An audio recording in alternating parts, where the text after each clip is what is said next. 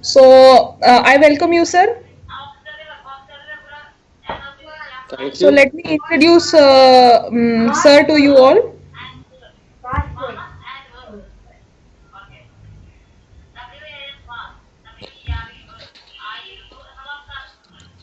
So sir is Mr. Karthikeyan. He has deep love for wildlife for over 30 years, and prior to joining Jungle Lodges and Resorts Limited as chief naturalist, he was working with the WWF India for over 13 years. He is a avid bird watcher and has keen interest in butterflies too.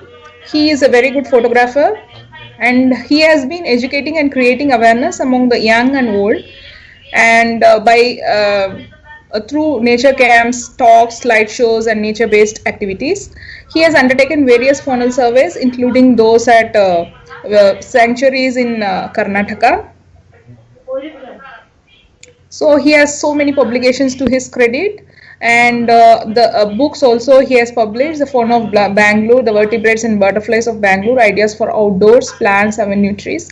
He was conferred the Carl Zeiss Wildlife Conservation Award in March 2013. So I welcome you, sir. And here we have participants from 18 states. The registration has crossed 2,000 yesterday, and some part. This is like the meeting can hold limited participants, but we are live streaming through YouTube also, sir. The participants are teachers of eco clubs of various schools. Mostly they are science teachers participating here. So now I request you to present your presentation, sir, to these teachers. And over to you, sir. Thank you. Thank you so much. In terms of being able to share my Now, okay. now you would be able to share your presentation, sir, because I was sharing. Now you could, Okay. sir. So can you see the screen now? Can you see the presentation now?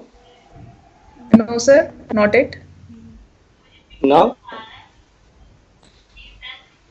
It takes 1 2 seconds, sir. Let us check.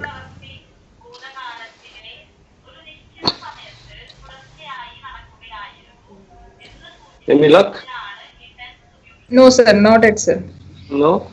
Maybe then I'm not doing something right. Give me a second. Let me. Um, Yes, sir. no, it says I'm sharing. So now it's saying stop sharing. So I don't. Okay.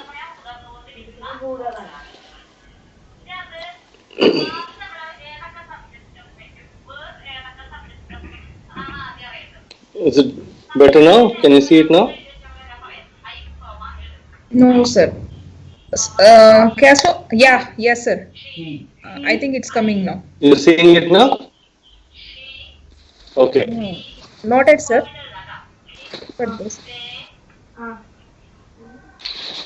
Casper Cell can help, sir, please. It says stop sharing, which means that I'm sharing. Acha, sir. Yes, sir. Yes, sir. We are able to Are see we? the screen, but not in the screen show mode, sir. Full screen, Abhi? not in full screen mode, sir. Now? Now you must be able to see in the full screen, no? I think it's taking a long time for it to. Yes, sir. Yes, sir. Time lag is there. Yeah, there's a huge time lag. I see. What can you see now? Not it, sir, in the full screen. We can see your slides, but So you can see the side panel and then one big slide, the opening slide, is it? yes, yes, sir. Uh, If you maximize there itself, sir, that also would be we will be able no, to I have see, sir. maximized. I'm on a presentation mode, so it's Yes. maximized.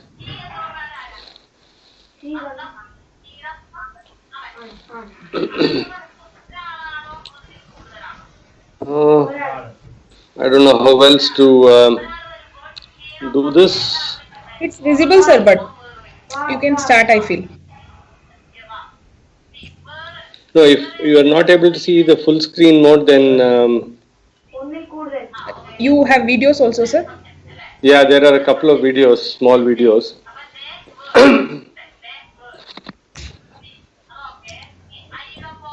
Sir, Is if it you could touch that book-like icon, no, sir, next to slideshow, then it would be like a full screen, I think. no? Book-like. Yeah. See, I've been doing these sessions for quite some time, and I'm reasonably familiar, but I don't know why there is so much of lag. If you're able to see my screen, then you must be able to see the presentation mode, no? Yes, sir. Yes, sir. It basically means that I'm sharing. With the book mode, sir. That book-like option is there, no, sir? Sometimes it works with that. Please try. Which one? Not in that slideshow, which we normally operate. Next to that, book-like icon is there, no? Book-like. Wait, let me try again.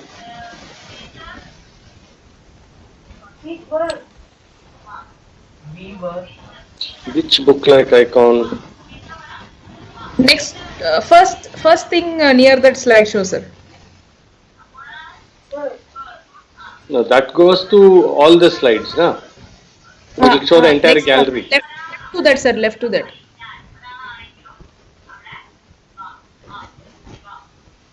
Left to that will show a panel on the left and the main slide on the middle. So that won't work. What are you seeing now? Excuse me, I am sir. seeing all the slides. Yeah. Sir, आप Yes, sir. Window share कर रहे हैं, complete screen share कर रहे हैं, sir? Are you sharing I'm sharing my screen here. the option screen one, first one option, sir? वही उसी पे क्लिक किया मैं, मगर हाँ सर, अभी शेयर क्या दिख रहा है? अभी सर हमें एडिटर मोड दिख रहा है सर। आ गया सर। नहीं, अभी भी प्रेजेंटेशन मोड में नहीं है, तो इसमें वीडियो नहीं दिखाई देगा आपको। अभी क्या दिख रहा है? in the presentation. Wildlife in our minds. In wildlife in our midst, ये अभी प्रेजेंटेशन मोड पे दिख रहा है आपको? प्रेजेंटेशन तो नहीं है सर ये। हाँ, वही तो कह रहा हूँ मैं, प्रेजेंटेशन मोड पे नहीं है, तो it will be difficult for me to share videos, ना? That's the catch. Sir, kindly try to share screen one, first option in share tray. Give me a second.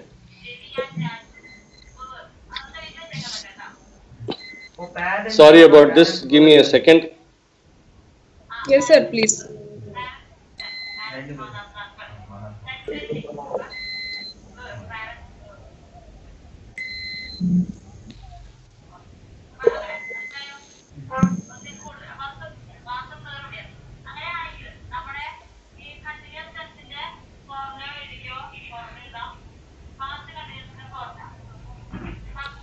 नहीं, it just says open share key.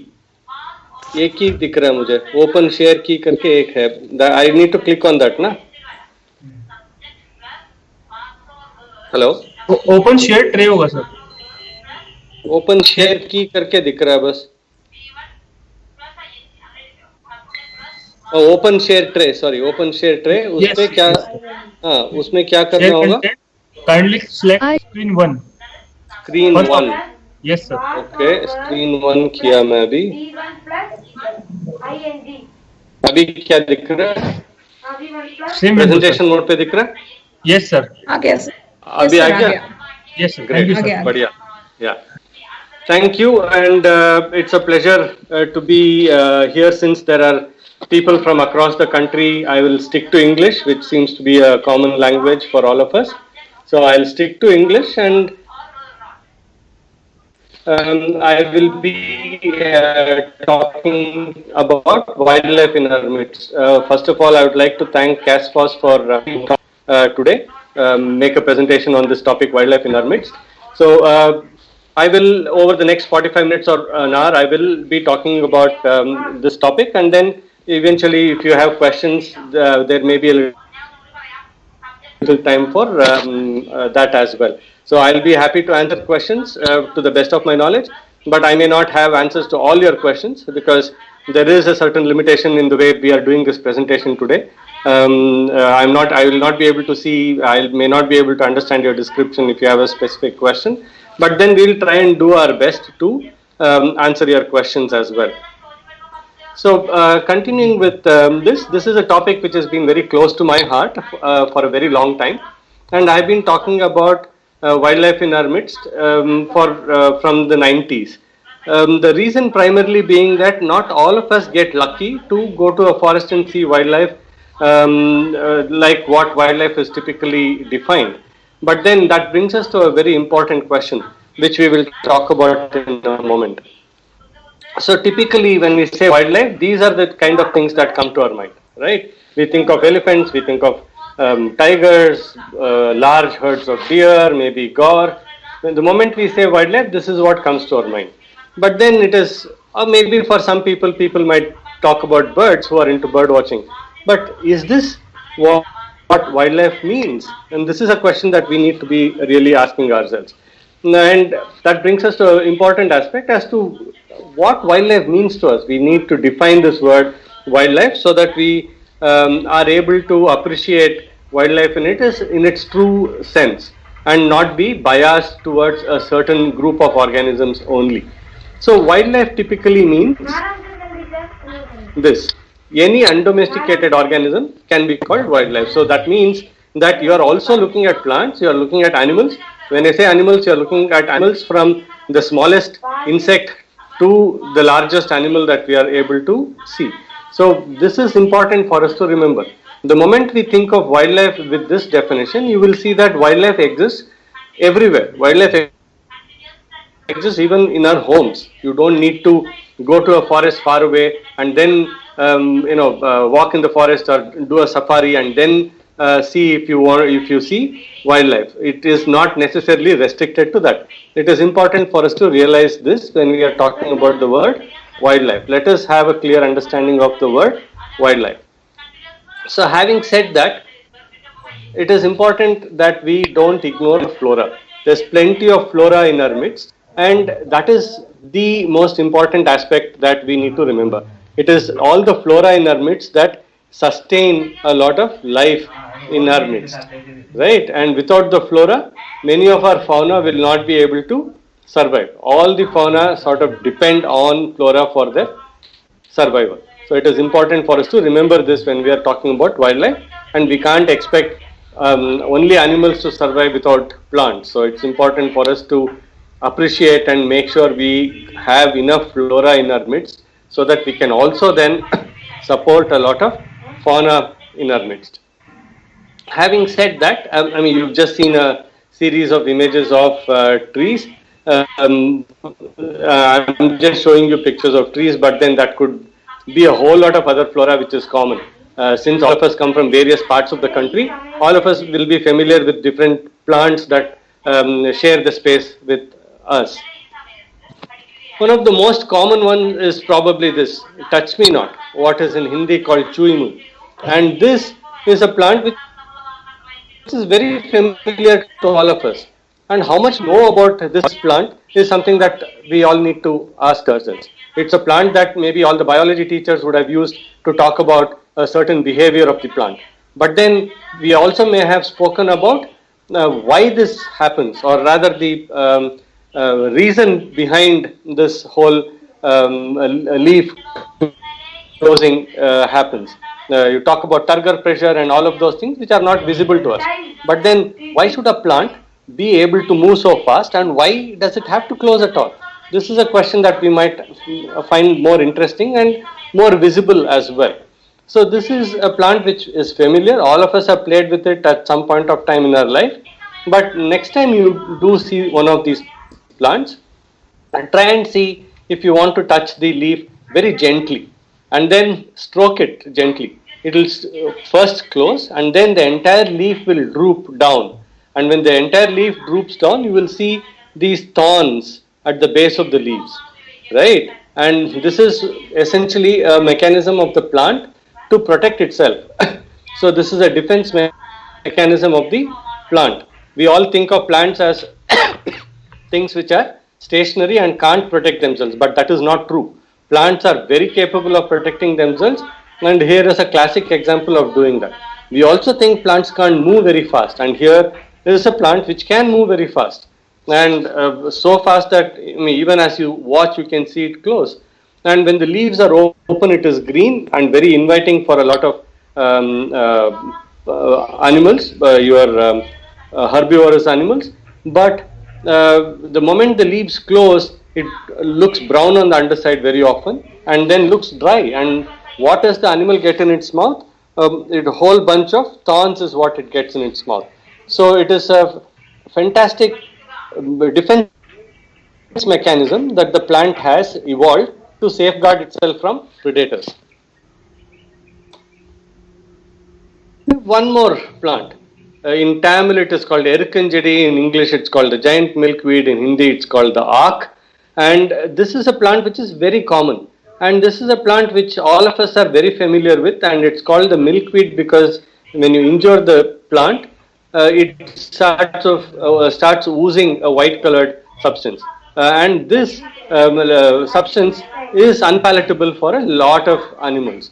And this is another defense mechanism of this plant.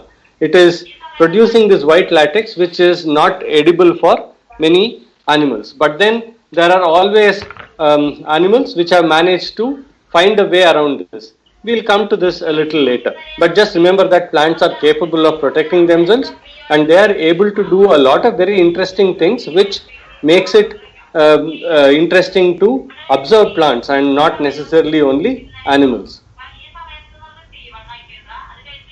I have mushrooms. Mushrooms are extremely important. I can't emphasize the importance of mushrooms more. And mushrooms are only the fruiting bodies of the fungi that is under the ground, and they all come up during certain times of the year, and then they disperse spores, and then they will wither away. But then the real body of the fungus is actually underground, and they are doing extremely important work. We will not get into that because that itself can be a fairly long story, but we'll stop at that. Look at a few other mushrooms which have some interesting adaptations. This is one very interesting mushroom. This is a mushroom which I never thought I would see in my life, because I thought this mushroom was found in some tropical jungle in South America or some such place, but I never thought it would occur in India. And this occurred in Bangalore, where I am speaking to you from now, and I've seen it in a whole lot of other places. But what is interesting about this mushroom is the way it is able to disperse its spores. And this particular mushroom that you are seeing on the screen now is called the bird's nest mushroom. And bird's nest because it looks like a little cup with eggs in it. And each of these eggs that you see in the mushroom is actually a packet of spores. And this packet of spores is attached to the cup by a thin white strand. And when a drop of water falls on it with a lot of force, the entire thing is thrown out of the cup, and then it will get deposited on other plants somewhere nearby. And when that happens, it gets eaten by herbivores, and then it goes through the digestive system of the herbivores, comes out with the dung, and then it is ready to grow into another little bird's nest mushroom many days or months later. So it's an amazing adaptation by this mushroom. Some mushrooms, like the one you saw in the previous picture, perhaps use wind to disperse their spores, whereas here this mushroom, the bird's nest mushroom, is something which uses water to disperse its spores. Moving on from flora and fungi to other creatures that share the space with us. This is what is called the silverfish, as you can see on the screen. And where do you see silverfish? I'm sure all of us have seen silverfish. All of us, also being teachers and who are interested in books, would have seen silverfish, right? And silverfish is typically seen in old books. And the moment you open an old book, you will see that there are a lot of tiny little holes in the pages. Maybe even from the cover onwards, you will see a lot of tiny little holes in the book. And you might wonder, and you will probably see this more in old books. And if you go to library and pull out one of these books, you will realize what I'm saying. And if you wondered who made these little holes, if you start asking these questions, you'll find answers. And in this case, the answer is the silverfish. And the silverfish, you probably wonder again as to what was the silverfish doing before books were invented. But after all, what are books made of? Books are made of paper, which is essentially plant material, right? And the silverfish is there primarily to feed on the plant material which the paper consists of. And then it also pretty much lives inside the book. It also eats the gum and other adhesive material that is used in making the book, and it survives. And where does it live in the natural condition? And the natural conditions, it lives under barks and leaf litter and things like that, where it feeds on plant matter. And believe me, silverfish has been on the planet for a very, very, very, very long time. It has probably been around for much longer than the cockroach itself. Insects are the largest group of organisms on the planet, right? Today we have probably named 2 million species on the planet, and that is a small fraction of what is thought to be occurring on the planet. But having said that, of the 2 million, more than 50% of them all are insects, and 50% means 1 million, that is 10 lakh species of insects out of the 20 lakhs. All the other 10 lakhs accounts for all the other organisms on the planet. So 10 lakhs are just only insects. And out of insects, beetles are a very, very large group. Beetles account for something like another 40 or 50% of all the insects that are known. So that makes it close to 5 lakh species of beetles alone on the planet. And beetles, if you realize, are insects which you will find in your homes again, or maybe in the cities, maybe near a street light, or maybe if you are staying a little away from the city during the monsoon or whatever, then you switch on the lights in the evening at home, you will find these little insects which fly getting attracted to light. They'll, whenever they touch the bulb, they make a sound. Sometimes they fall down and still make a sound. They'll roll over and then fly away as if nothing ever happened. So these are all the beetles. So beetles are a large group, and you will find them wherever you might be. You also have bugs. Beetles and bugs are very different insects, and bugs are again things which you will see. You have a little garden, you have a few plants in your vicinity, maybe near your school. You are very likely to see bugs. What you are seeing on the screen is something that I saw in my own little garden. And first I saw this whole clutch of eggs with the young ones that have nymphs, as they're called, that had come out. So I started looking around, and then I happened to find the bug which had actually laid these eggs, and that is what you see on the left side of the screen. So the adult bug, I saw the eggs, and I saw the nymphs that had come out, all in a span of less than 10 minutes. And it was quite amazing to watch how the young ones all sort of clustered together before they disperse. And bugs are essentially insects which feed on plant sap. Most of them at least. You have ants. Very often when you ask people about ants and ask them how many different species of ants they know, they might probably simply say, oh, there is a black one, there is a red one, and maybe they might confuse termites and call them as white ants. But beyond that, we don't know too much about ants. We just don't care to take a close look at them because they don't matter really, or so we think. But what is important for us to understand is that from wherever we are from the country, whichever little town or city or village that we probably come from, ants are there, and ants are playing a very, very important role, and this is something that we need to realize. Just to give you an example, a city like Bangalore, scientists have recorded more than 100 different kinds of ants, and that is a lot of ants. And how much did we think we had? We thought we had 3 different kinds of ants, but then there are more than 100 kinds of ants around Bangalore itself, and it could be the same with maybe a Dehradun, maybe from Jharkhand, maybe from Kerala, maybe from Chennai, from many of these places. There could be 40, 50, 60 different kinds of ants in many of these places, depending on where you come from. So let us not ignore ants. They are performing a very important role, and ants are performing multiple roles for that matter. Ants are prey to a lot of animals. Ants are scavengers. Ants are also predators. They go about feeding on a lot of other little insects. So they are a very important part of the entire food web. Having said that, let's look at a little video about the weaver ant that we just saw. These are amazing ants, and they make nests out of leaves. And imagine if I gave you a task of making a nest out of leaves, you might probably find it easy to do it because we as human beings are much larger creatures. We have hands, we can bring leaves together and then maybe we can stick them together. But how will this ant do the same?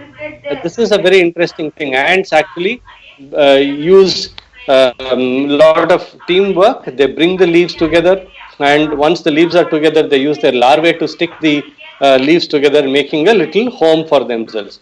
So it is amazing to watch ants go about doing a lot of things, which is something that is very practical for all of us to do. More so if you are a teacher and if you are trying to engage your students, it's fantastic to be able to observe ants.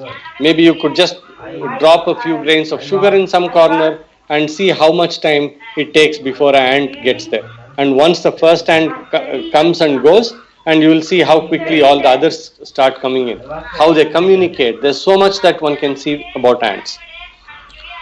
When you're talking about ants, you will also see ants have relationships with other organisms. In this case, it is a tree hopper. It could be with aphids, it could be with mealybugs. I'm just showing tree hopper as an example. Tree hoppers, aphids, and mealybugs are all essentially insects which feed on plant sap, and their excreta is sweetish, what we call as honeydew. And the honeydew is something ants love. Ants come to the honeydew wanting to feed on the honeydew because it is sweet, and sweet means sugar, sugar means energy.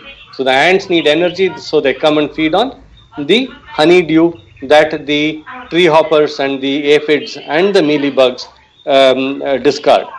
You will see a little video about that, and you will see how ants are moving about tree hopper, trying to stroke it and wait for it to put out a drop of liquid which it will then feed. And it's a very interesting relationship. What is interesting here is that the tree hoppers can survive without the ants, and the ants can survive without the tree hoppers. But when they are together, what happens is interesting. The ants protect the tree hoppers because it's a source of food for them, and the tree hoppers, for the security that they are getting from the ants, by way of protection from other predators, they produce this sweet tasting substance. Whichever way you look at it, it's a very interesting relationship. These are all things which you can see in your own little garden or in your own midst. Most of our houses, on the outside particularly, if you have a window ledge or anything, you are likely to see a little mud blob there, maybe shaped into a form of a pot perhaps, and it is amazing to see who makes these things. And these are made by little wasps. Sometimes you call them potter wasps, some of them are called potter wasps, some of them are called mud dauber wasp, and you will see how beautifully they are able to come to a patch of wet mud, make a small ball of wet mud, and then carry it away. Many times the ball of mud can be heavier than the wasp itself. Having carried it away, you see how beautifully they use their mandibles, their mouth, to be able to shape a pot or a structure in which they will go on to putting paralyzed spiders or caterpillars, depending on the wasp, and then lay eggs on it, close it, and go. It's a beautiful way they are. You are watching TV? Okay. Now that the pot is ready, the wasp will go find prey depending on the species of wasp. They all specialize in feeding on different things.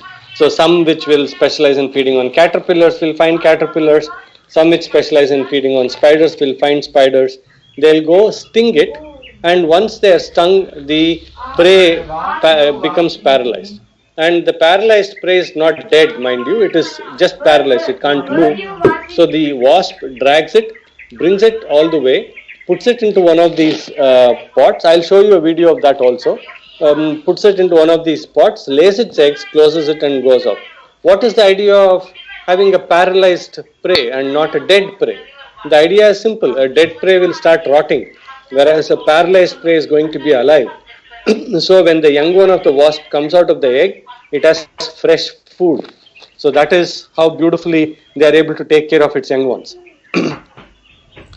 Look at what this wasp is doing. It had sealed the pot the previous day. The next morning, it is opening to add more food into that pot. See how beautifully it is positioning itself so that the lid doesn't fall inside the pot. I'll play that again for you in case you didn't notice it well. It had sealed it and it is reopening it so that it can add more prey into the pot. It was late in the evening, so it had to close it. Next morning, it opened it, added more prey, and then closed it again later in the evening. How beautiful! I mean, the way it cuts it and the way it positions itself to make sure that the lid does not fall inside the pot. We also have praying mantids. This is again something which we do get to see in our homes. If you have a garden or something, there's a good chance that one of these would probably fly into your houses as well, called the praying mantis. And the praying mantis is a fantastic killing machine. It's an amazing predator and it is extremely well equipped for catching insects or maybe even other small creatures. Now look at the spines on the legs. Anything that gets caught in between here almost has no escape at all. So it is amazing. It is absolutely well equipped for killing. And a praying mantis like this can kill sometimes even small creatures like lizards and things like that. You have dragonflies. If you have a little water body, you are very likely to see dragonflies, and or maybe even during the monsoon when you have water puddles in various places, you have a very good chance of seeing dragonflies. Why is it associated with water? If you ask yourself that question, you will realize that, and try to find the answer for it. You will realize that dragonflies and their somewhat more delicate relatives, the damselflies, both are actually insects which breed in water. So they need water to be able to lay eggs in. So you will always find dragonflies and damselflies near water. And what happens once the eggs are laid, the young ones of the dragonflies actually are again amazing predators as well. They stay in water. They catch a lot of tiny creatures that live in water, including mosquito larvae and a lot of tadpoles and other small animals that are found in water, and then they feed off them. And that makes it very interesting, isn't it? So the larvae of the dragonfly feeds on mosquito larvae. The adult dragonfly feeds on mosquitoes. So presence of mosquitoes in your vicinity around your homes is very, very useful because they are amazing controllers of pests. This is the damselfly that I was talking about. Again, amazing little creatures, very, very delicate looking creatures, but they are predators all the same. We all have studied, excuse me, a butterfly life cycle. We are all very familiar with the butterfly life cycle. We all know that butterflies lay eggs, and the eggs become caterpillars, and the caterpillars become pupa, and the pupa breaks open and a butterfly emerges. But how often have we seen these things? We all have taught this entire life cycle as a classic insect life cycle to our children. But how often have we actually seen this?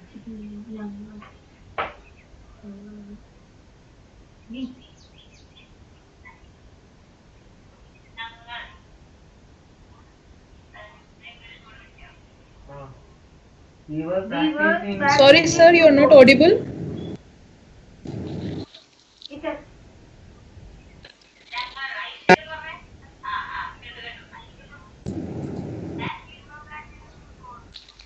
Hello.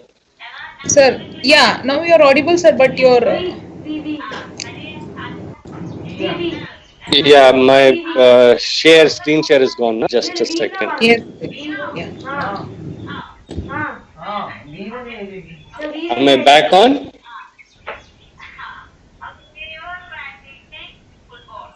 Can you see this screen now? Hello? Not it, sir. Not it.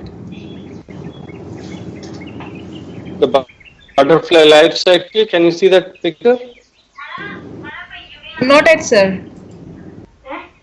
Sir, you minimize your that screen, sir. Participant screen. Minimize my participant screen.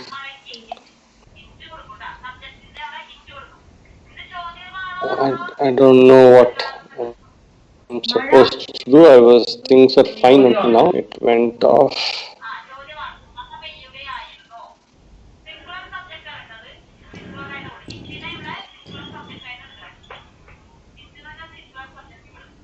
Singular. What? Yes, sir. Can you see it now? No, again it has. Yes, sir. Yes, sir. Again, sir. Okay, great. So I was talking about the butterfly life cycle. Yeah. So I was saying it is something that is familiar to all of us. We have taught our children, but then very few of us have actually seen the entire butterfly life cycle, and it is not at all difficult to see a butterfly life cycle even in our midst. If you have a few plants, I'm sure all of us can see a butterfly life cycle. Like your lemon plant, some of the avenue trees that are planted in many places. If you have some of these things, you are very likely the curry patta plant, the curry leaf plant, or a lemon plant. These are all plants which attract some butterflies to lay eggs on them. So if you have these, and if you constantly keep watching, you are likely to see the entire life cycle. You might see a butterfly coming and laying eggs, and if you keep watching the eggs, you'll probably see them disappear one day, and then if you look carefully, you'll probably see the caterpillars. Keep watching them, and over a period of time, you'll find them to become a pupa and then a butterfly. And this is exactly what I did when I saw these two eggs in my garden. And then it went on to observing the entire cycle. Here you have a caterpillar which has just come out of one of the eggs, and the first thing that the caterpillars often eat are the eggshell. So the eggshell is the first meal of the caterpillar, and nothing goes waste in nature, like we all know. The caterpillar eats and grows, and once it grows, its exoskeleton becomes so it has to mold, and when it molds, it can change color. It's the same caterpillar that you saw in the previous picture, which has now become green in color with a yellow stripe, and you can see the skin that it has shed as well. So what this caterpillar did was turn around and it ate the skin as well. So like I said, nothing really goes waste. And the caterpillar, after it is completely grown, it becomes a little pupa. And pupal stage is a stage where no activity happens from the outside. You can't see it move, you can't see anything happening. But then a lot of things are happening on the inside. So once the butterfly is ready to come out, the pupa becomes transparent. You can see the butterfly inside, and it's become transparent.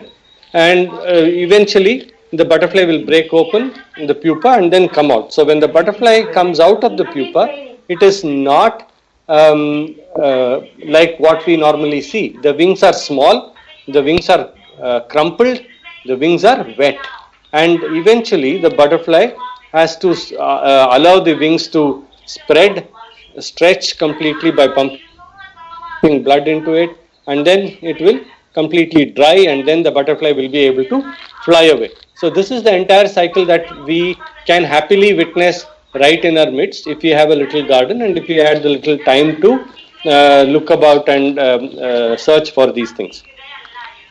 And depending on which part of the country you are from, you are likely to see a lot of butterflies. I don't think any of our schools or any of our homes, wherever we come from, will have a problem in seeing at least 20 to 25 species of butterflies. If you are somebody from Kerala, I heard somebody is from Kerala, introducing herself. If you are from Kerala, you'll probably find a lot more. If you are from Rajasthan, maybe you'll find a few butterflies less. But then we will definitely see a lot of butterflies if you go and look for some of these. Or if you are from the northeast, you will find even more. So it depends on which part of the country you are from, and you are likely to see a good number of butterflies, nothing less than 10, 15, 20 species in our midst if you went about looking for them. I'm just going to show pictures of a couple of butterflies. What I'm showing you now on the screen is the largest Indian butterfly called the southern birdwing. And you also have the smallest Indian butterfly called the grass jewel. The birdwing measures 19 centimeters.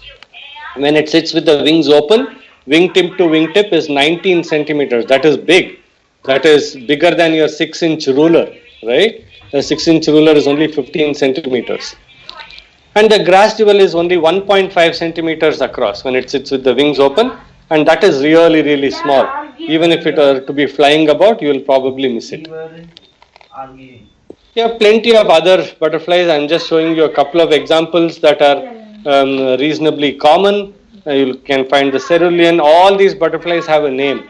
So it is also interesting to go about learning the names of these butterflies. I was talking about a plant called the giant milkweed, and the giant milkweed is used by this butterfly, the plain tiger, to lay eggs on. And how does this caterpillar of the plain tiger manage to feed on the leaves of the plain tiger, which is avoided by a lot of other animals? And this is something very interesting. Like I said, in nature, the process of evolution is continuous, and when a plant produces a chemical to protect itself, there are always other creatures, insects and others, which are trying to counter this, which are trying to develop a capability to digest this. And once that has happened, then the animal starts feeding on the plant, and eventually the plant will start producing even more stronger chemicals, and the whole process goes on. And this is extremely interesting to watch. And this particular butterfly, because it feeds on a plant which is unpalatable, it is not scared about predators. So it also has bright colors, and it also flies very slowly. It is not scared about predators coming and feeding on it, simply because it knows if a predator tries to feed on it, it will just spit it out and go away because it's so bad tasting. So the butterfly is very comfortable to fly even slowly. There could be other butterflies which are very cryptically colored, which are colored brown with markings like what you see on the screen, eye-like markings. In this case, the eye-like markings are actually just markings. They are not the true eyes. These are all just the markings. The true eyes are in the front. If you can see my mouse, my cursor, you can see where the eyes are on the head. The markings that you see on the wings are actually just markings, and since they look bright and attractive, many birds try to catch the butterfly where the eyes are, and the wings tear off a little bit, and then the butterfly is able to fly away and survive. So this is a strategy that the butterfly has evolved to fool its predators. Even in the city, on a sunny day when you have some dampness on the ground, maybe this one was on a proper tarmac road, and this butterfly called the common jay was mud puddling. It was feeding off the moisture in the ground.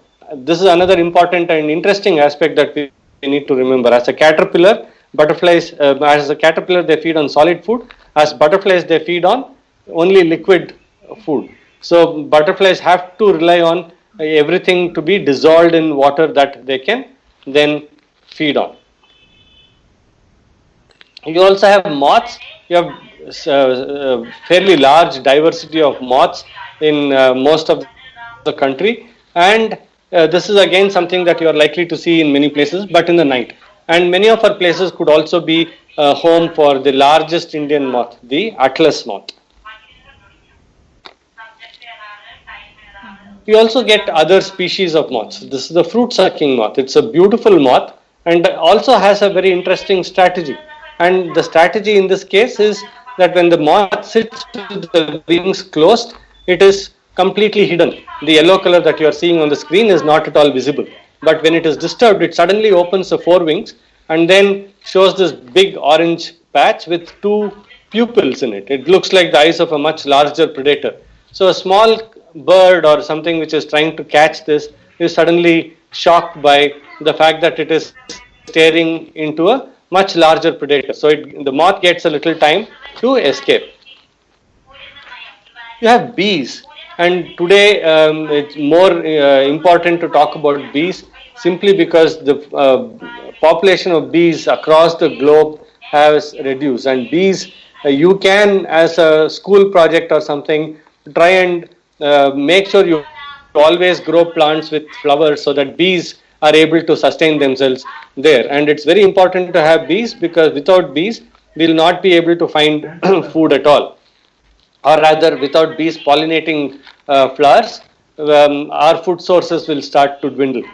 And when bees goes to flowers, there are other predators there which try to make a meal of, I think I missed a video here, sorry. Yeah. Pollination of bees is very, very important for fruits, for our food, extremely important. The way they go about pollinating flowers, a very important role that they have in the ecosystem. And bees are also part of the food chain, so bees are eaten by other creatures. In this case, a crab spider. A crab spider usually hides in flowers and also is able to change color to a limited extent. And whenever a butterfly or a bee or any other insect comes to the flower, it catches them and feeds on them. So bees are part of the food chain as well, but they are very important to human beings because they are the ones which pollinate flowers, which then produces food. Coming to spiders, continuing from the crab spider, you will find spiders in a variety of places. In all our houses, I will not say most, in all our houses we have spiders for sure. You just go look around and you will find spiders. You leave a space unused or uncleaned for a few days, you will see a spider making a little web in the corner. And this is an amazing ability spiders have. They can travel by a process called ballooning, and even a place which you have cleaned out completely and you think there are no spiders, give it a few days and you will find spiders coming back again. So that's amazing about spiders. And in the country we have something like 1700, about 1600, 1700 species of spiders, and you will find them pretty much everywhere. This one is on a tree trunk, as you can see, and it has managed to catch something and it is feeding on it. You will find spiders in a variety of situations, in the corners of your homes, on tree trunks, you name the place. You could see an ornate tree trunk spider like this, or you could have a giant crab spider right inside our homes. And the beauty of this particular spider is that it does not build a web. Instead, it's an active hunter. It runs down prey. It actively hunts prey like a tiger hunting a deer. This one will go run behind prey and then catch it. It's a great tool, biological control to keep cockroaches under control. This is a tarantula, and this is also a spider which does occur in certain parts of the country, and you do have different species of tarantulas, and this is something which you will get to see if you went about. There are different kinds of tarantulas depending on where you come from. You will find tarantulas that live in tree holes. You will find tarantulas which live in the soil. So depending on what kind of place you are from, you will see different kinds of these spiders, from really small ones to big ones like the tarantula that you are seeing on the screen now. You would also see jumping spiders inside our homes. If you keep watching a jumping spider, you will see it goes about actively hunting, searching for food, and again does not build a web. And what more can you ask for? So if you have a free pest control system in your house and completely eco-friendly as well. Just a bunch of spiders that I managed to photograph in my garden. You can just watch the screen. You will see all the images that I managed to photograph in my garden in a span of about 1 hour.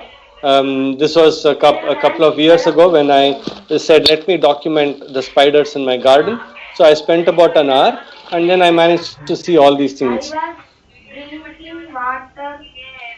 In this time yesterday. At this time yesterday. You had crab spiders, Draw it. you had jumping spiders. You can see how a jumping spider has managed to catch a fly. So a whole lot of these spiders can be seen wherever you might be. Talking about spiders, we also need to talk about the predators of spiders. I spoke about this when I was talking about the wasp. Look at this.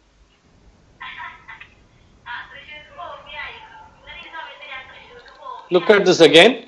The spider is much bigger than the wasp, but the wasp is able to drag it away. It's so amazing, the capability of these wasps to hunt the spiders and take them away. You could also have scorpions.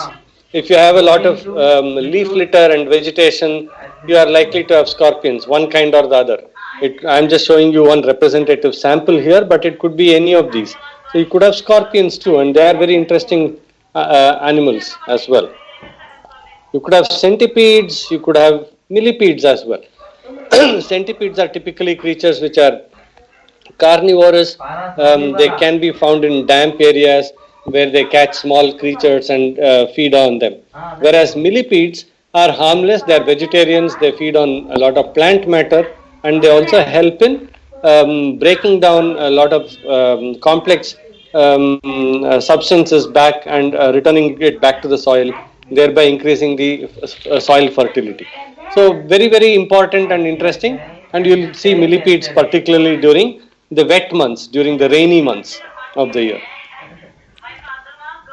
You also have snails. Again, during the monsoon months, during the rainy months, you'll find a lot of snails, and snails are very interesting creatures as well.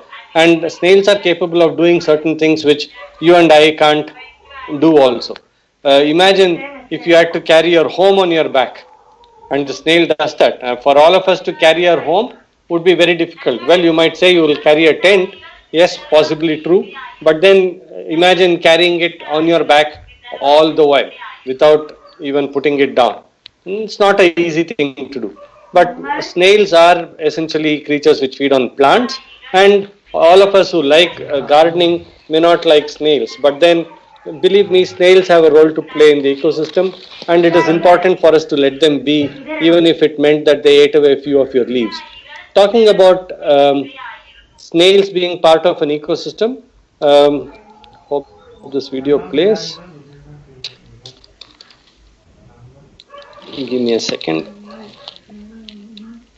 Nevertheless, I don't know why this video is not playing, but the video was of ants which are feeding on a dead snail. So snails become food for a lot of other creatures as well. So it is important for us to realize some of these things. Could have amphibians. Most of our places, even in very dry areas during the rainy months, we are likely to see some kind of amphibian or the other, some kind of a frog or a toad or something always there. So it's important for us to understand the role of these things, and it is important to make sure their habitats are safe, particularly wetlands and water bodies are maintained so that we don't lose out on these. Could also have tree frogs or maybe other frogs. And this particular frog I'm talking about because I had this frog in my house, and there were two of them, and they would actively feed on cockroaches. So in the mornings, I would see leftovers of cockroaches, and the frog itself would be sitting in some corner throughout the entire day. And in the evening, as it became dark, they would come out and start moving about the house, finding food for themselves. So it is quite amazing as to how they are able to, some frogs are able to adapt to human environments as well. Could have geckos or the wall lizards. Interestingly, these are the only ones which can actually make a sound. They have a capability to make sounds. All of us have heard a gecko making a sound, right? They make a kind of a sound. So a lot of geckos do make these kind of sounds. Whereas most other reptiles are incapable of making a sound. They might hiss, but then they are not able to make a true sound. Geckos are again interesting. I'm sure all of us have at some point of time seen a gecko drop its tail and then run away. And the tail is constantly wriggling, and the wriggling tail attracts the attention of the predator while the gecko itself has run away to safety.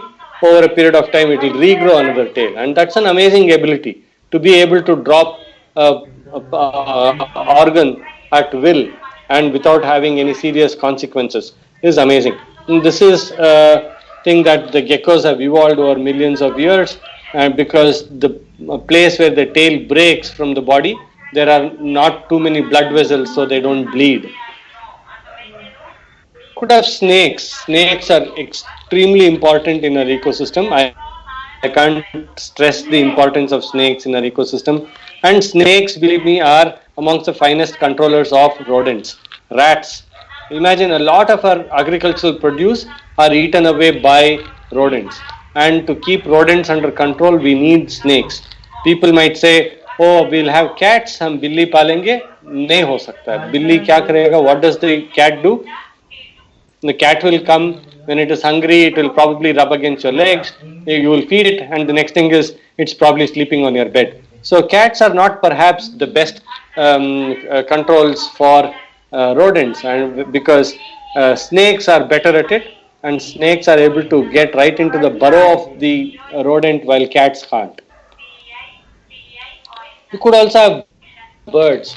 Most of our places, whether village, town, city, wherever we come from, could all have a lot of birds. Most of our places could have 40, 50, 60 species of birds at least. I'm talking about the absolute minimum. There could be a lot more in many of our places. To give you an example, again, example from Bangalore, a long-term study has shown that Bangalore has about 350 different species of birds. So similarly, Delhi, Bombay, smaller towns are likely to have a lot more actually. So there are plenty of birds all around us. So it's only important that we go out and look at these creatures so that we try to learn something more about each of these. You could have miners, you could have crows, you could have sunbirds. You have a little garden in your school or your balcony or in your kitchen garden or wherever. You are likely to have plants with flowers, and they attract these birds called the sunbirds, which feed on nectar. Particularly true about cities. You have a lot of high-rise buildings, tall buildings coming up, and that is attracting a lot of these pigeons. And pigeons' natural habitat is rocky cliffs, and the apartment buildings and tall buildings are just mimicking, resembling the rocky ledges. So they are completely at home even in a city. Why? Because we have created a situation which is comfortable to them. But other little birds like the sparrow have slowly started going out, and their numbers seem to have reduced drastically. But then again, there are lots of reasons which is attributed to the decline of sparrows. Nature works in shifts, and the day shift you saw all the other birds. Excuse me. The night shift has a whole set of other birds coming up. You have owls, and a lot of our places do have owls, and owls are very important creatures. Owls are actually should be considered a good omen. In some parts of the country they are worshipped, and in some parts of the country they are thought to be a bad omen. But owls are very important birds, and it is important for us to be able to protect these. Moving on to finally mammals. If you notice, we have worked our way up all the way from flora to fungi, then from insects all the way up to the mammals now. Just a couple of examples of mammals before we wind up. The picture that you are seeing on the screen is that of a bonnet macaque. So if you are from South India, you will see a bonnet macaque. If you are in North India, you will see a rhesus macaque. And similarly, if you are in South India, you will see a three-striped palm squirrel, and if you are in North India, you will find a five-striped palm squirrel. These are all things which are seen in the city, in our midst, in urban spaces, in spaces that all of us live in. talking about urban spaces, we also have other important mammals. Again, there is a night shift for mammals, and the night shift is largely run by bats and, of course, a few other rodents. Bats are extremely important, very, very important organisms, and very often we don't give them the due credit for all that they do. Just to give you one small example, the tiny bats, which are insectivorous bats, are able to feed on their body weight by way of insects in one single night. Imagine if you are weighing 50 kilos and you had to eat 50 kilos of food a day, you can imagine what would happen to you. But that is the kind of capacity some of these bats have. And if they are taking care of so many insects in your environment, and all of that free of cost, and again, like I earlier said, in a completely environment friendly way, we don't give them attention simply because they are active in the night, which is when we don't go out and we don't get to see them doing what they are doing.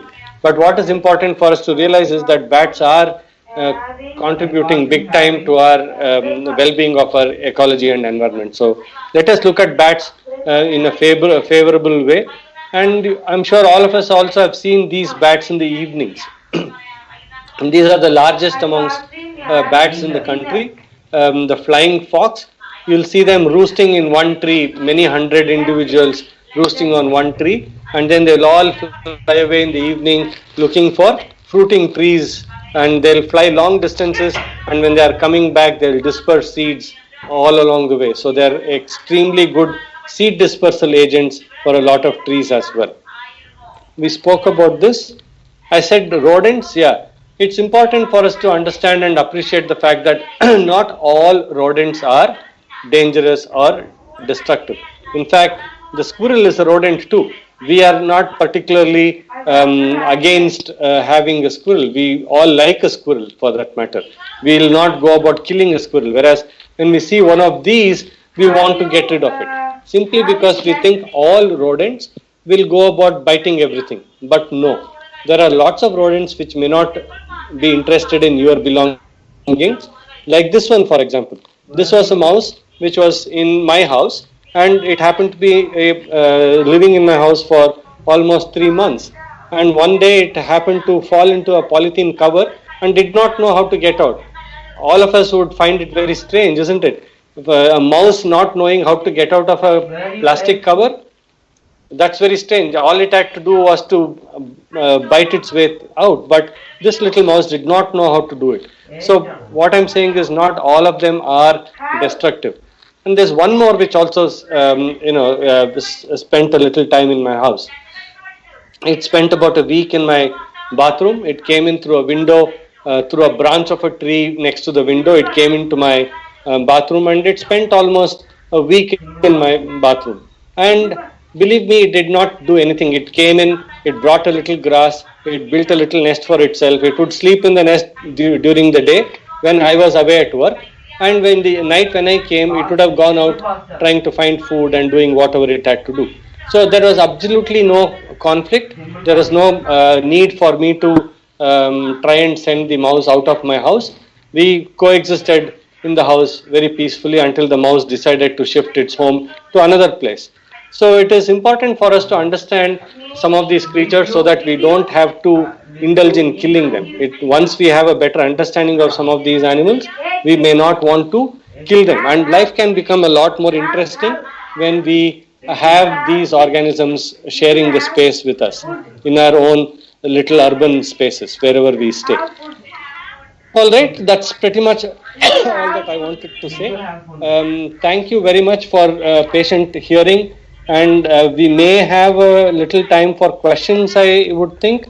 Ms. Beulah can moderate that if that's not too much to ask for. Yes, sir. Yes, sir. Definitely, sir. We have time for question answer session too. And it was really a wonderful presentation, sir. Your presentation was really an eye treat for all of us.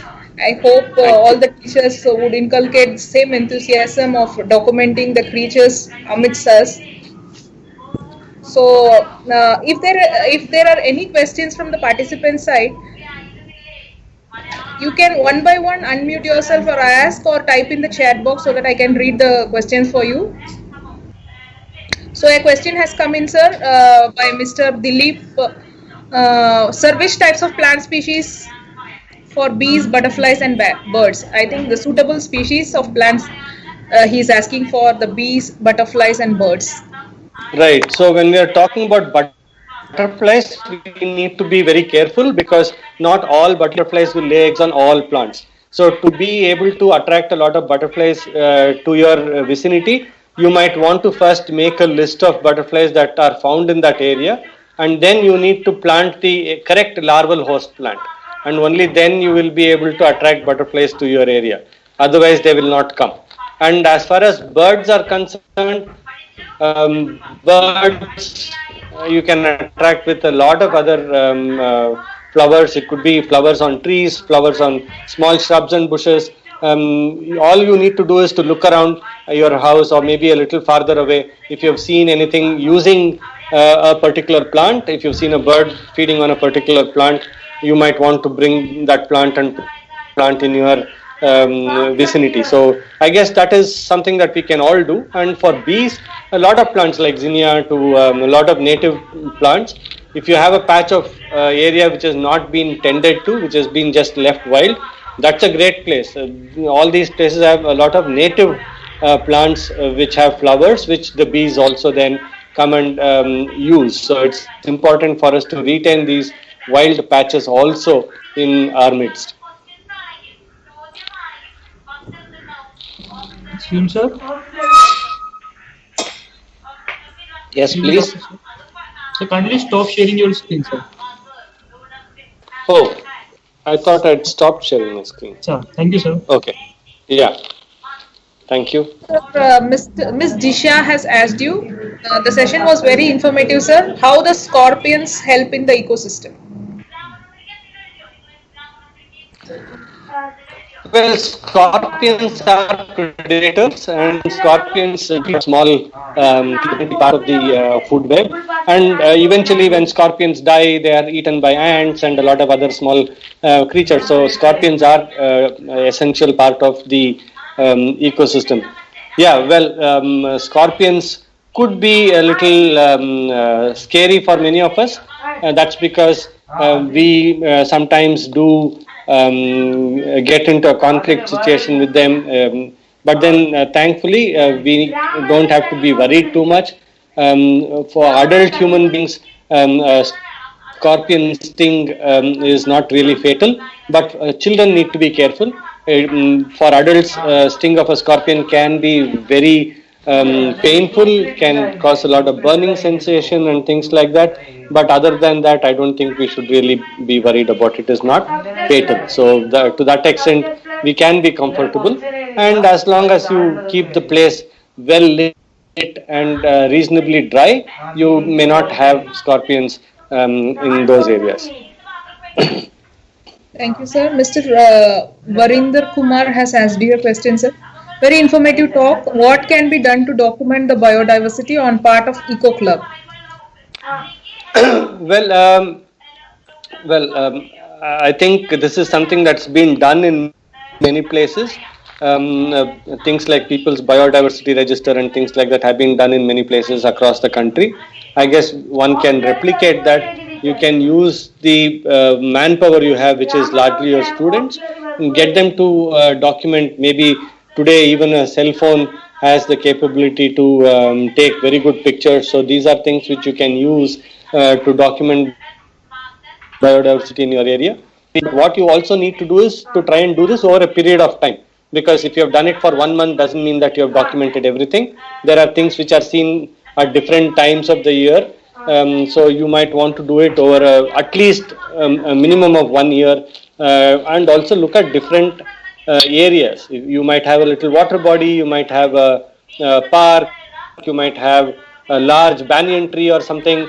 You might want to spend time around all these things trying to document whatever you might see there, and then you will see how rich our country is.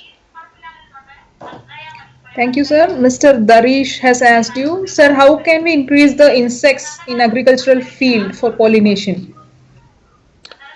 It's going to be a tricky question, I think. But increasing insect populations, I think the first thing we need to do is to reduce the amount of insecticides and pesticides that we use in our fields.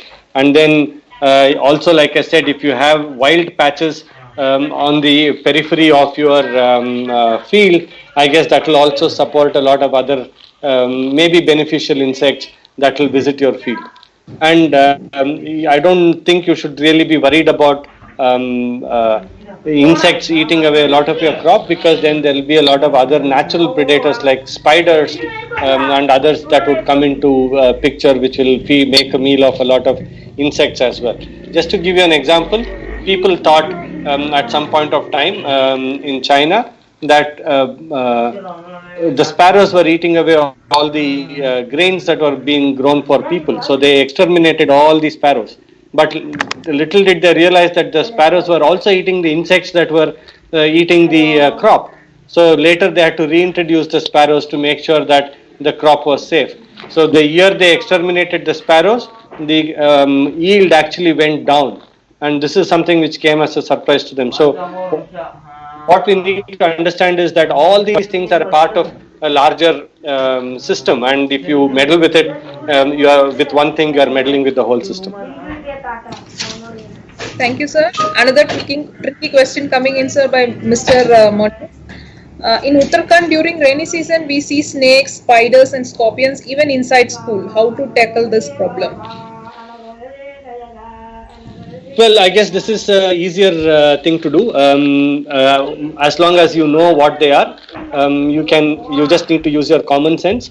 If you are talking about snakes and things like that, if you know what the most dangerous or venomous snakes are, you don't need to worry about the rest. Venomous snakes, if you are not familiar with handling them, you just need to call for help. I'm sure the area has somebody who can catch snakes or whatever, and then they should be able to help you with it. Otherwise, all you need to do is to use some common sense. Make sure you don't ever touch the snake, whether it is venomous or non-venomous. If you are not sure, don't touch the snake. Use some common sense, use a bucket or something, overturn it, slide a cardboard or something like that underneath it. You can reverse it, take it away far away and release it somewhere. So there are lots of ways you can do it. So I would strongly recommend that you don't handle the snake if you are somebody who is not familiar with snakes. And other things, scorpions and all, are probably a lot more easier to deal with. It's not so difficult. Sir, Ms. Hemaban has requested you. Please share your presentation with YouTube so that we can share them with our students, as you have some of rare information and pics. Well, see, a lot of things that I have said in my presentation are all available on my blog already. I shared the details of my blog, and many of these have been drawn from the blog. I have written about these things in greater detail. So you will probably find more information on my blog than what I said, because I was trying to talk about a lot of things here, but on my blog I have written in detail about all these things. So you will find a lot more information about all these aspects on my blog. You just need to Google for Karthik's journal, and you will find it. It will be the first one that you will see. Thank you, sir. Sir, what is the role of squirrel in the ecosystem, as by Mr. Mukesh Chandra? Well, yeah, squirrels, in some cases, squirrels could be pollinators of certain flowers. They could be feeding on seeds of some plants and disperse seeds as well. Squirrels are very important prey for a lot of other creatures, particularly larger birds of prey like your maybe shikras and maybe your kites and things like that. So they can be prey to a lot of other larger organisms as well. So squirrels are equally important. So Ms. Sangeeta Sonavane, she has asked, sir, you have very well described about different species which we found around, but how can we conserve and protect them at grassroots level? Please guide. Well, see, the first thing that we need to all do is to try and learn about all these organisms. Somebody asked this question about how do you document these things. documenting some of these organisms and then learning about them, I guess, is the key to be able to conserve these things.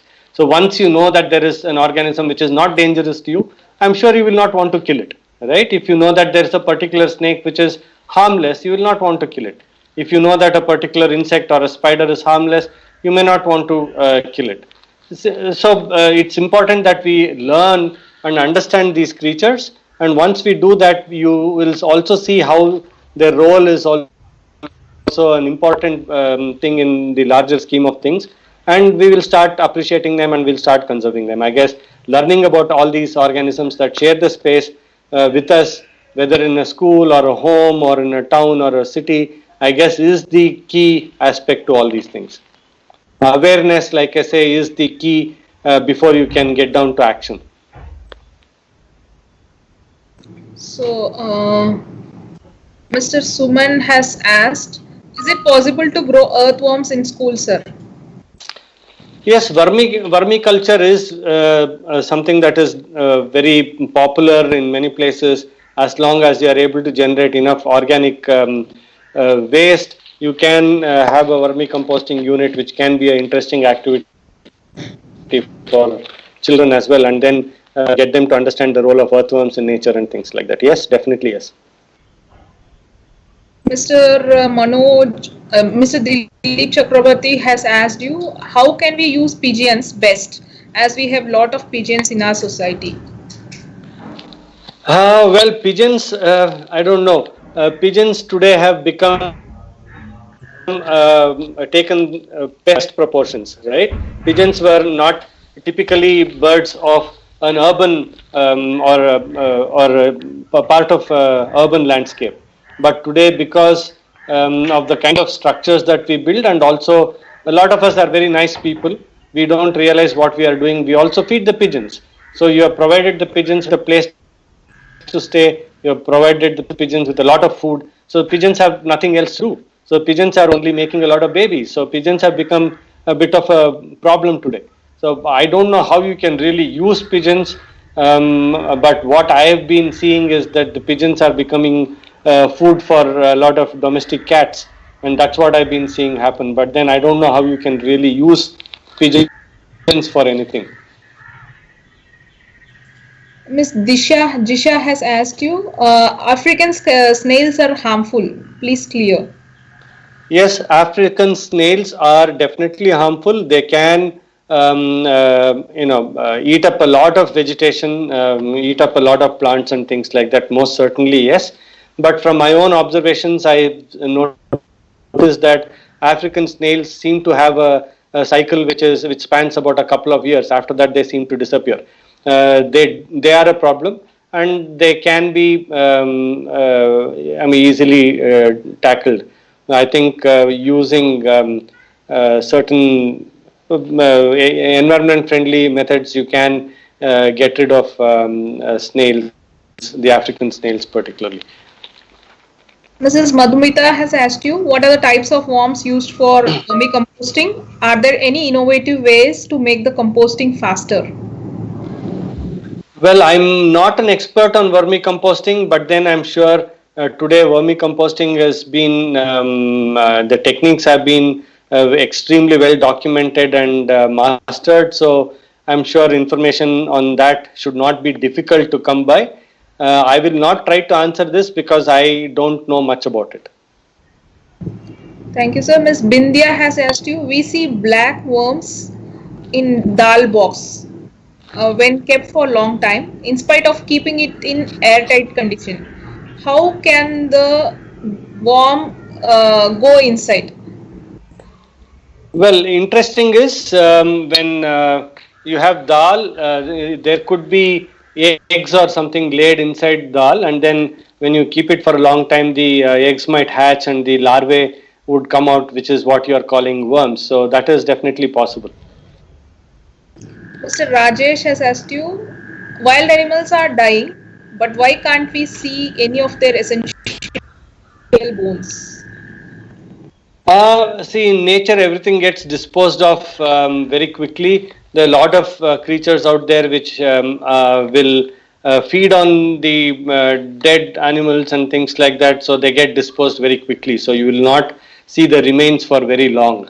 If you have not noticed it for a few days, if you had not paid attention to it in the initial days, you might not see it later. They all will get very quickly disposed of. Miss Himaben, she has asked you, maybe get your blog's link. It is called wildwanderer.com. I don't see a chat box where, I don't know where I can type it in. So just next to the participants, a message symbol is there.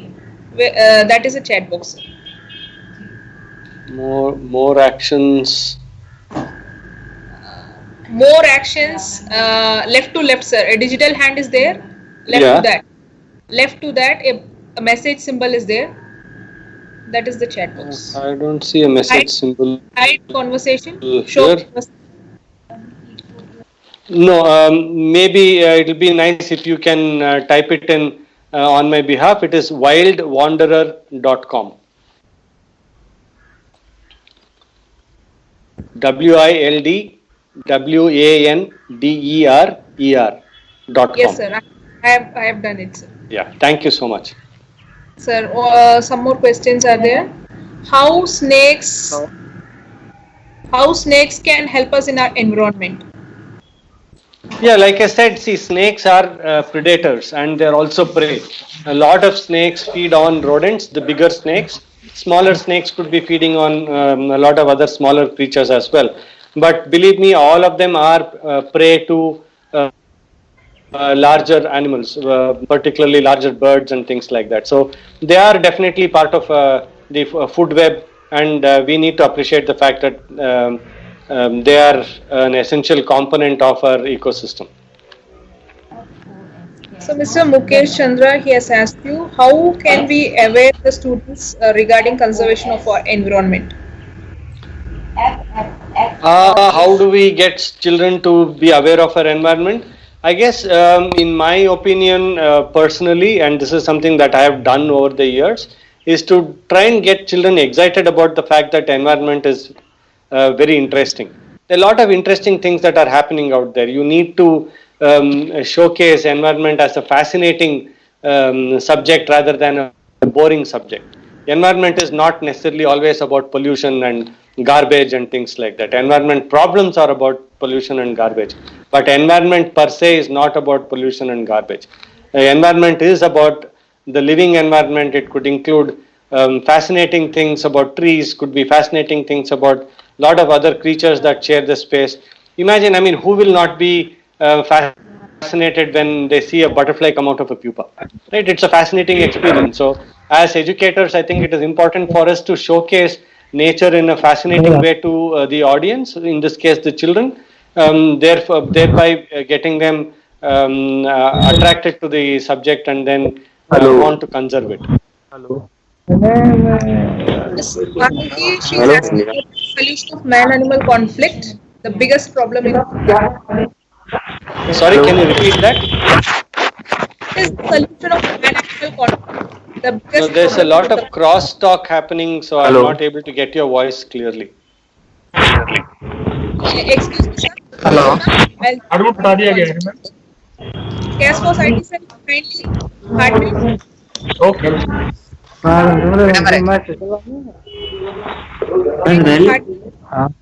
Can people please mute yourself? Yeah, please, ma'am. How can we deal with the human-wildlife conflict? The biggest problem in Uttarakhand was the question, sir. Well, I guess you probably would be in a better position to answer that question than I am. You know the problems there on the ground much better than I do. I understand man-animal conflict is not an easy thing to deal with. There are lots of issues right across the country, not necessarily only from Uttarakhand. You have man-animal conflict in Bangalore, you have man-animal conflict in Bombay, where you have leopards coming into the city, and you have man-animal conflict happening everywhere. It all depends on how we view it. Do you really want to view it as a conflict? Only then it will be a conflict. If you are in a position to deal with it, then it's no more a conflict. See, technically speaking, when you're talking about man-wildlife conflict, man-animal conflict, a conflict with a snake is also a conflict. A conflict with a mosquito is also a conflict, right? You don't consider these very big because you are able to deal with it. A mosquito is just a swat away. You just swat it and you kill it, so the conflict is over. When it's a leopard or an elephant or something like that, it's not so simple. So it depends on how you really view it. You want to really view it as a conflict, or you are wanting to look at it as a situation where you want to address and solve the problem. So some problems can be more difficult to solve than the others. It requires coordinated effort from various parties to be able to address some of these things. It won't be very easy, is what I'm trying to say. Would you want to add something to it? Please do. Yes, sir. Thank you very much, sir. Sir, as we get so many questions from the participants in the YouTube also, in the Microsoft Teams also, I would copy paste all those questions and mail to you, sir. Kindly take out your time and reply the questions, sir, so that we can share the answers with the participants, sir. Sure, I can try and do that, but I would really, encourage people to look at my blog. The questions that you're all asking, which are all very generic questions, have all been answered there. I've written about many of these things there, but then I've largely written about the fascinating aspects of natural history and wildlife and things like that there, which I think is what all of us should be really looking at.